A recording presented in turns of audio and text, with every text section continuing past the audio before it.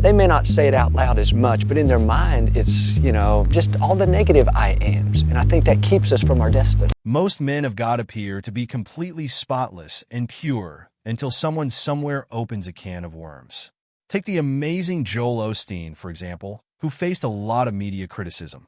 Although Joel has remained largely unscathed by the controversies surrounding him, his son, Jonathan, has not been so lucky. How did the son of a celebrated man of God get so involved in a mess so deep that he ended up getting sentenced? Stick around as we examine the life of the controversial preacher's son. Who are the Osteens? Joel Osteen, the well-known author, televangelist, and theologian, was born in Houston, Texas, on the 5th of March, 1963. He had captured the hearts of millions of people due to his charity, sermons, and best-selling books. Who would have believed that his journey began in a small, non-denominational community when his parents founded Lakewood Church in 1959? It was an inspiring story of a little boy who did all he could to support his parents, without knowing that he would later own a much bigger and more impactful church. His father and mentor, John Osteen, had loyal church members and followers. His son went to school but decided to help in the family business later on by being a producer and expanding the thriving Lakewood television. Unfortunately for the family, his father passed away in 1999, and it was only appropriate for Joel to step into the position of the lead pastor of the church. This turned out to be the best decision because, under his leadership, the church and business thrived and easily became one of the fastest-growing churches in the United States, inspiring a lot of people with his story and sermons. Joel didn't waste time taking over the church's media presence. He strategically invested in a lot of things like ads, billboards, and other marketing strategies, which later paved the way for him and the business. His weekly broadcast became one of the most popular TV programs, reaching out to people in over 100 countries. Also, he invested in making his church large enough to take a lot of people, intensifying the media presence of the church. Eventually, between 1999 and 2016, their weekly attendance significantly increased from 6,000 to an impressive number of over 50,000. How amazing for a church that started with less than 500 members. Also, about 10 million viewers tuned into their series every week in 2018.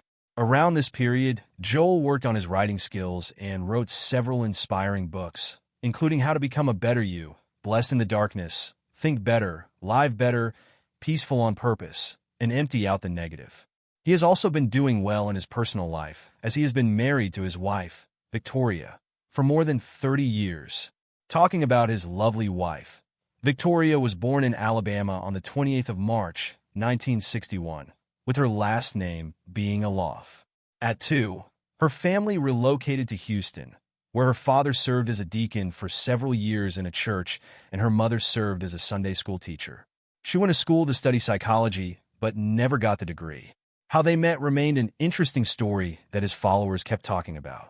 On that fateful day, they met in her mother's jewelry shop, where Joel had wandered to get a watch. And like people always say, the rest is history. They got married on the 4th of April, 1987. And right now, she is not just the co-pastor of the church her husband pastors, but also has her ministry centered on women. She is also an author, publishing her first book in 2008, titled Love Your Life, Living Happy, Healthy, and Whole.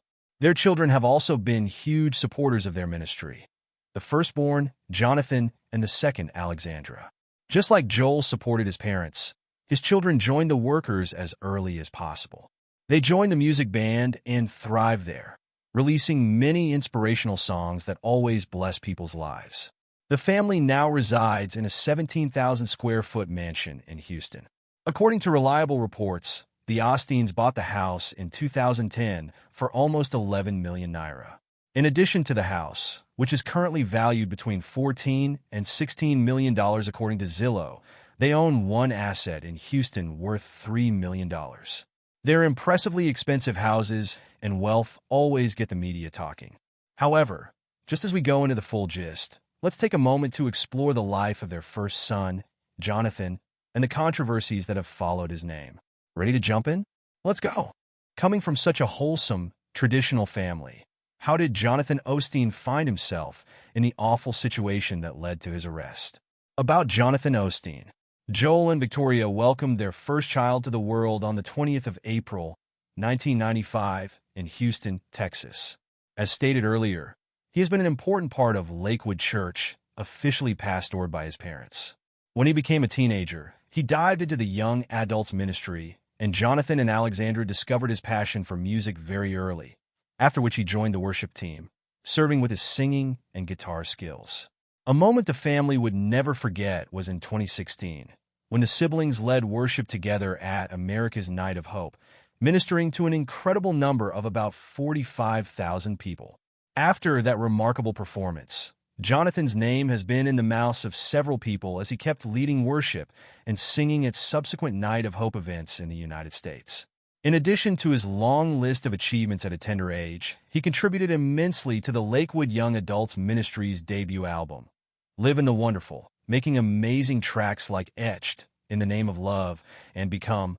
One of his songs that stood out, titled Prince of Peace, was featured in their latest album, In the Name, which they released in September 2019. He is always passionate about God and wishes to keep expressing love through the things he does. As time progressed, it looked like he also had the incredible gift of speaking, just like his father. Joel thought to give him the stage, and he finally did his first sermon, The Father's Love, to the supportive Lakewood Church on Father's Day in 2019. He continued to lead worship in the church and became the head of the young adults in no time. It is incredible how he balanced work in the church and education, as his extracurricular activities did not affect his education in any way. In 2017, he earned a degree in radio, television, and film from the University of Texas at Austin. He got married to his wife, Sophia Hann, in 2022 and still calls Houston his home. Her son remained in the hospital for a long time, in a critical condition, and it is believed that she shot him. This event took place at the church, followed by a lot of investigations by the police and the unavoidable talks from the media. Furthermore, the police looked into the case and found out that the woman, who was a 36-year-old named Janess Yvonne Moreno, casually walked into the church and immediately started shooting.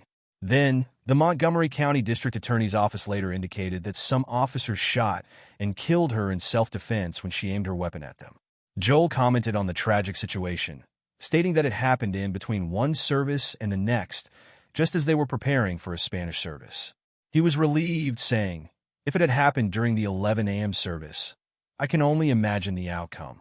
Profiles and information from the right sources give a complex yet interesting picture of this assassin, Janess, who was struggling with mental health issues while trying to live a better life and get a good job or business.